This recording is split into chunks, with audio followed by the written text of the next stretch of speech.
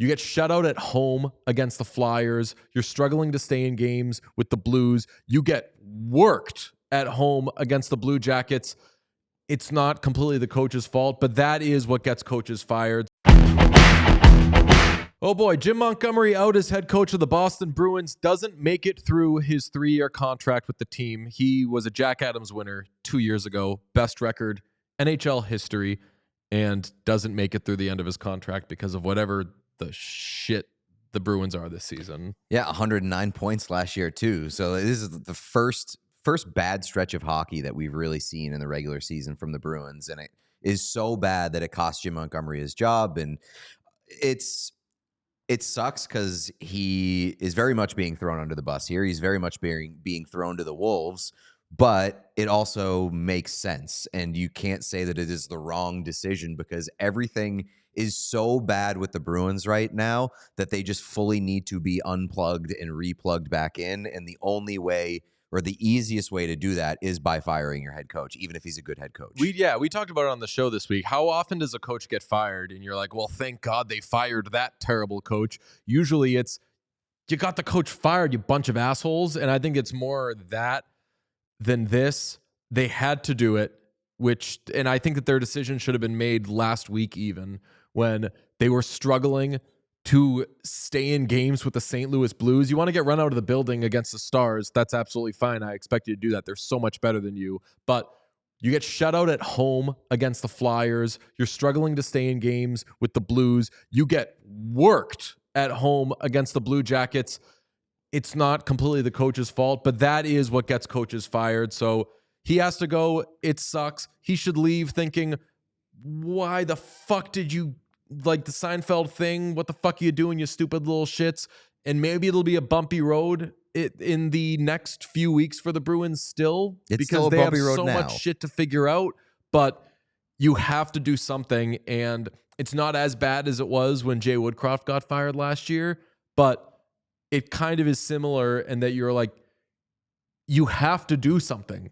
Like, you can't fire the whole team and you can't shake up the whole roster. Like, what are you waiting for? And I've kind of been thinking, what are they waiting for a few days now? So it has to happen. Yeah, and a lot of people saying like, well, what did you expect with this roster? It's not very great. It's not amazing. Like, they should be a bubble team or whatever. If that's how you see this team, fine. But the problem is that they're not playing like a bubble team. They're playing like legitimately one of the worst teams in the entire NHL. And there's not enough turnover from a 109-point team last year to what they've been this year, which is complete ass.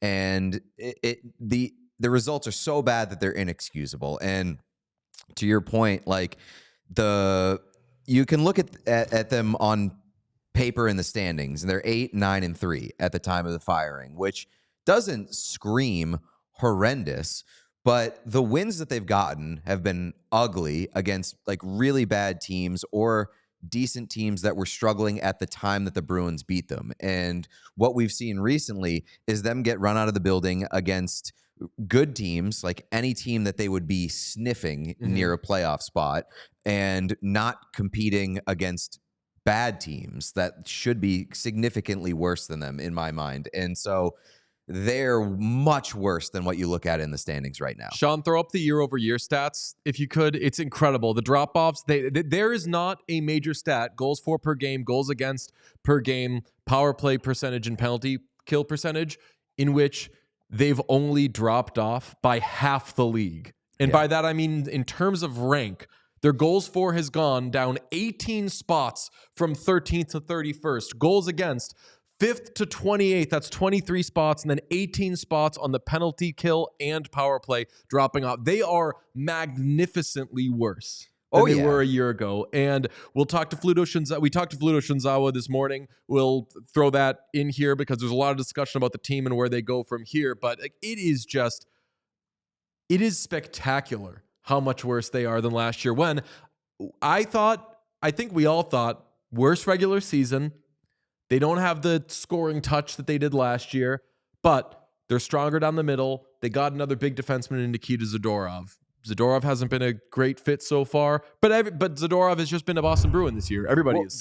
He's a guy that sucks. That's the thing. Everybody's looking for a reason or a place to point the finger, and it's very hard because it's been a spectacular failure at almost like every level: players, coaching staff.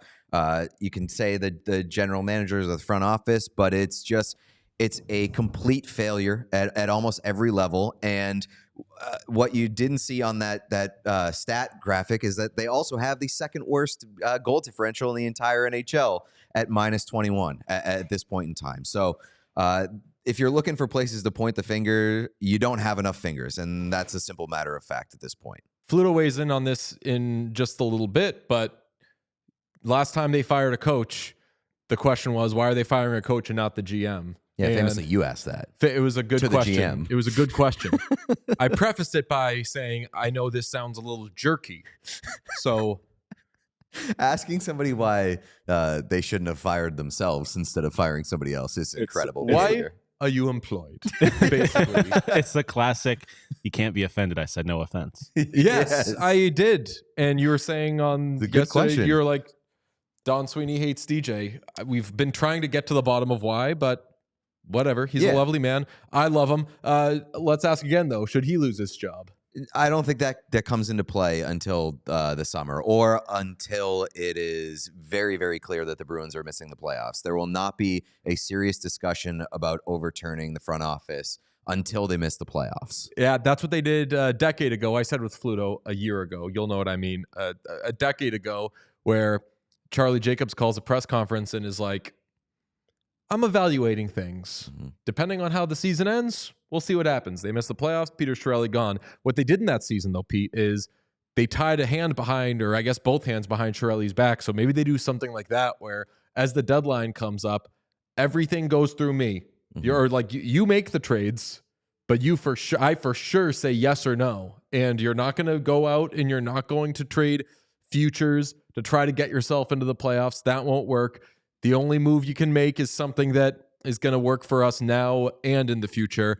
That should be the case because the most dangerous person on the planet is the guy who's trying to save his job by making these moves just to appease the owner who clearly just wants to get into the playoffs and get that playoff revenue. The one thing that I'll say is that this absolutely has to be the last bullet in the gun of the Sweeney and Neely regime, because you fired Cassidy, good coach, because the players didn't like him. He goes on to win a Stanley Cup. I think we can all agree that Jim Montgomery is a pretty good coach based off of what you saw here in his first 2 seasons. And he is the rightful guy to fall on the sword here in this situation. But you can't just keep burning through coaches based off of them either running out of runway or them not meshing with the players that you are giving them. And I think that's the case here. And there's obviously holes that you can poke in the roster construction of this front office regime. There has been for years. They haven't been great about developing talent and keeping that process flowing.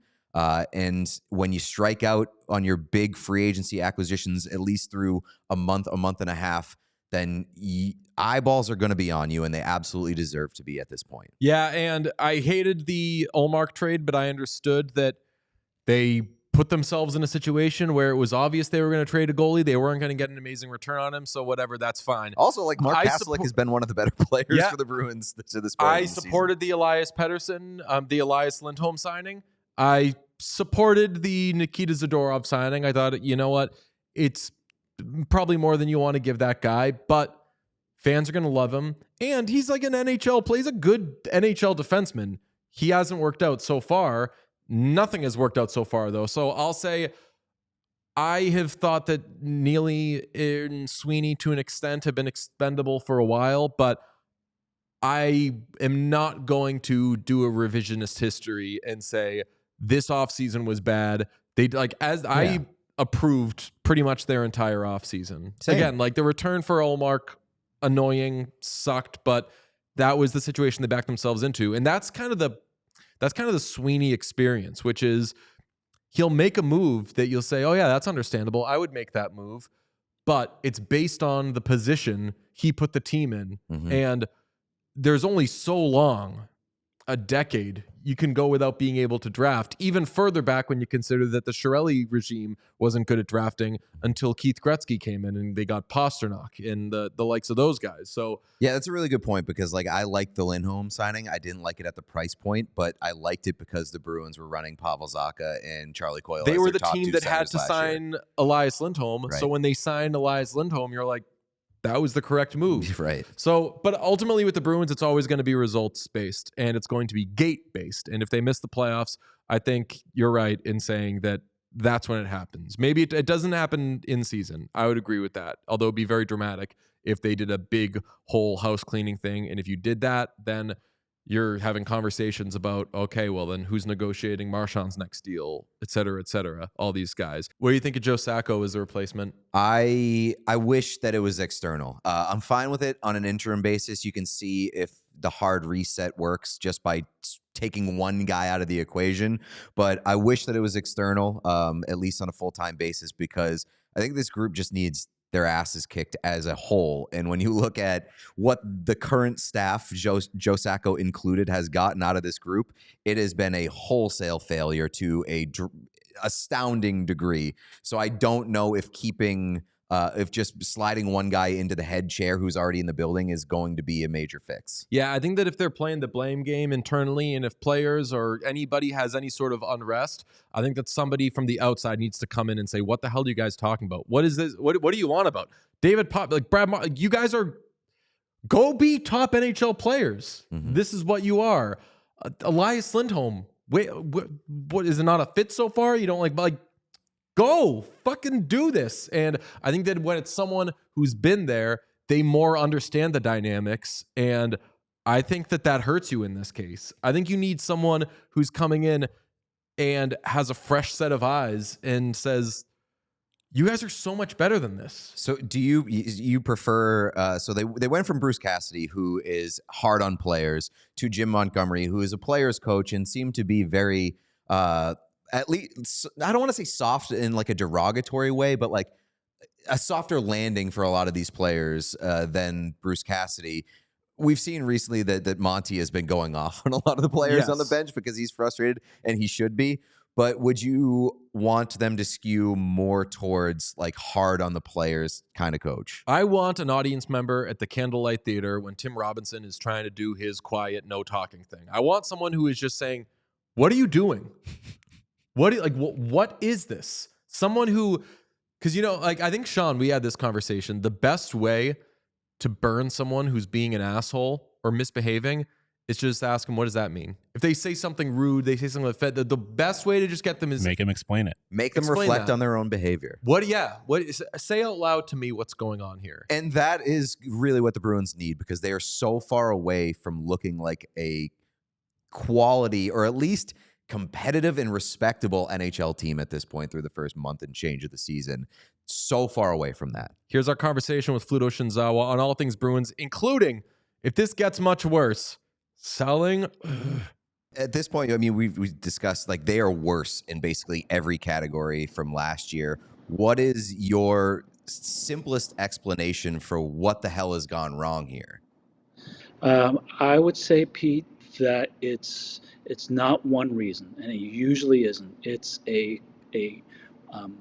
factor of reasons, and it's all compounded. It didn't help that Pasternak and Marchand were limited this offseason, right, in terms of their training because of injuries, whatever they were. So that's that. That's two top six players, and one of the best right wings in the game that came into camp not in optimal shape, and he needed that time. You had the Swayman thing, okay? It worked out great for him, but I found it telling last night that he noted that one of his to-do things on his list right now is to one of the things that he missed about camp is that he feels he's caught up. Okay, maybe that is so, but that he feels that he missed out on the room. And I think right now, the way he's playing, if teammates looked at him and said, okay, fine if you miss camp, and if you're playing to your expectation, but what, 880 something save percentage after missing camp, guys are like, why did you do that? So I think he has some relationships to build back in terms of the trust that we all know he's going to be a high end goalie, but he's not that. He's not even close. Um, so go down the list of also like Elias Lindholm, ghost the last 3 games, nothing. Nikita Zadorov, has that been a good signing? No. Um, we can be here all day. Yeah.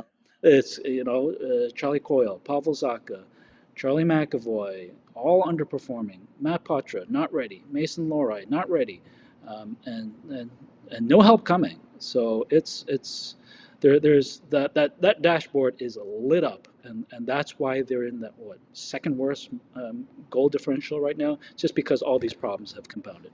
You mentioned Lindholm and Zadorov in the early returns on them not being great. Do you look at this roster right now and say that it's not good enough, or it's a roster problem as to why this team has regressed so much? Obviously, a lot of players are not playing up to their full potential, but like, are people moving the goalpost by saying that this roster simply isn't good enough? Not good enough. It shows in the results. Like 20 games, that's a healthy sample size. Okay, I look back on Lindholm last year when he moved from Calgary to Vancouver, and his points per game pace is similar now to what it was then in Vancouver. Like maybe this is just one of those guys that it takes a while for him to transition and feel comfortable in a new setting. Okay, fine, but like that, if that's going to happen, then Pastrnak has to be like legit top line right wing. McAvoy has to be legit top pair D. You have to have these secondary support players um, building in their games while Lindholm gets comfortable. Zadorov, okay, that's looking like an overpay right now. He does some good things, but I think he's one of those players that he tries to do just a little bit too much at times during the games, and then the puck is coming back the other way. And the goalie, if he's on, he takes those mistakes and takes them off the board. Right now, he's not doing that. So, yeah, the roster is what it is, not good enough. Kind of rule of thumb in Boston, correct me if I'm wrong, my read has always been you miss the playoffs, Chiarelli, O'Connell, that's what gets you fired. You make the playoffs, then whatever, you get a little stay of execution. Are Neely and Sweeney also in trouble here? Montgomery would be the first to go, of course, but should everybody be worried about their jobs? I would say probably not, just because I think Charlie Jacobs has been, well, before now, very satisfied with the work that Don and Cam have done. I remember at the start of the season before it started, like Charlie thought they had done a very good job in terms of signing Lindholm and Zadorov, and I'm sure the GM and Cam pitched the boss and say, okay, these are good players and they're going to be very helpful. And he trusted their judgment because you look at the track record, it's been very good in terms of being playoff teams, playoff contenders. So, no, I don't think they're in trouble or anything. Under evaluation, absolutely. So I'm sure Don is not sleeping well at night just because of how miscast everything has been so far. But no, I don't think they're in any imminent danger. You've covered this team for quite a while at this point. Where does this team rank amongst like the most frustrating that you've seen? Because for my money, this is significantly up there. Chiarelli's Maybe last very year, near the top. Everybody's shooting percentage was like 1, and you were waiting for it to get better. Sorry to cut you off, but like, is it as bad as that? Worse? What really catches my eye is how poor the puck play has been. That's been like, look at these guys, and like 3 turnovers last night against Columbus. Lohrei fumbles the puck at the blue line on the power play. These are not NHL plays. This is minor league stuff in terms of passes and skates, fumbling the puck. Just like it's startling to see so many players not execute, and that's driving the coach cuckoo. Just because you expect NHL players to make NHL plays, and this is not the The Flyers game, terrible. Dallas, awful. The Dallas home game. The first Florida game, terrible. Like, how could this be in terms of skilled players? Just like Pastrnak. Okay, guy who has the puck that much, he's going to turn it over. But to this degree that he gets benched in that game, it's just frightening how bad that is. So it's again, all these problems are stacked one on top of each other, and there's no saving grace, right? There's no goalie coming in to save the day. There's no Pastrnak to score a hat trick. There's no McAvoy to do what he does. Like, I sense guys are kind of looking around and say, okay, can one of our star players do something special here? And they're not. And they're all like, oh, geez, here we go. There's nobody here that's going to save the day. And you don't think that they would sell? I mean, Marchand's a UFA. Carlo has a couple of years. I think he'd be super attractive. There's going to be so many teams in the West that are looking for defensemen. Like, you don't think it reaches a point where they would say, look, we don't have anything coming down the pipe, so let's move some of these guys? You have to as a GM. If let's just assume this continues, this poor play, you have to, because where's the help? Is Potter going to come in and save the day sometime? Who knows? Lohrei, is he going to be a difference maker? We don't know. Swayman, when is he going to get his game in gear? We don't know. So, yeah, you have to look at Brad. You have to look at Charlie Coyle, Pavel Zaga, Trent Frederick. He's in the last year of his deal. Yes, Carlo. Maybe there's somebody out there who wants Morgan Geekie to be a depth player. Okay, those are the moves. Those are the players that I think you really have to consider, because okay, let's face it, they haven't been playing well. But Pastrnak, he's not going anywhere. McAvoy not going anywhere. Swayman, who wants that at that money right now? So these are still your building block players. The other players, like what's like Zadorov, nobody wants that. Elias Lindholm, nobody wants that. Maybe Hampus Lindholm, but he's part of the solution, you would think, once he gets healthy, just because he's been one of the players who's actually played well. So are you hurting yourself if you trade in all situations left shot D? Probably. So not many cards to play with if you're the GM. And you can't trade picks or prospects right now just because there's so few of them. So yeah, they're up against it. Can I ask you a very random question? What would your appetite be for like a Trevor Zegras deal? Because obviously he's been floated around out there, and the Ducks are in a weird place. He's in a weird place with the Ducks, and the Bruins it seems like they really need some skill on the wings and somebody who can score, even though he hasn't done a whole lot of that recently. That'd be their Dubois trade. Right, yeah, basically, even though the money is significantly different contractually, but like, a Trevor Zegras deal, would that make sense? Would they be able to pull off anything like that? Do you have any appetite for that? No, I think there's too many red flags in terms of the fit. So no, I don't think that would not be a solution. Is it fair to say, by your estimation, that any unrest is more player to player, group to group, than it is players versus coach? Well, I think it's all around. I'm sure there's guys in there that are not happy with the coach, like Kepke last night getting scratched, or Beecher getting scratched, or Geekie getting scratched pretty consistently. Like those moves don't make a player happy with the guy who's making that kind of decision. Charlie McAvoy, I'm sure he's like, okay, can I have a partner that can be consistent, reliable, dependable, like Grzelcyk was for so many years? Yeah, I'm sure there's guys that are looking at the coach and saying, "Hey, this is not working." Inside the room, I'm sure players are frustrated with each other. Like, come on, like there's got to be guys that are looking at Pastrnak and saying, "How could you get no shots against Columbus last night?" Or looking at Elias Lindholm and saying, "Boy, you got a big contract, 7.75 per. Like, why aren't you doing anything?" So, and the Swayman thing, I'm sure there are guys that, geez, well, why did you have to do that? If maybe they're not coming out and saying it, but I'm sure they have to be thinking, well, geez, well, when is he going to be the guy that's worth 8.25? Because we saw signs that he was getting there, and then like that second the shorthanded goal that Olivier scores on the back, like that can't go in, and that's such a that takes so much life out of a team when a goalie is who we've all seen make those saves for whatever reason is not making them. That's just so disheartening and tough to watch. So yeah, things are not fun in that room all around. We all silly like the mayor.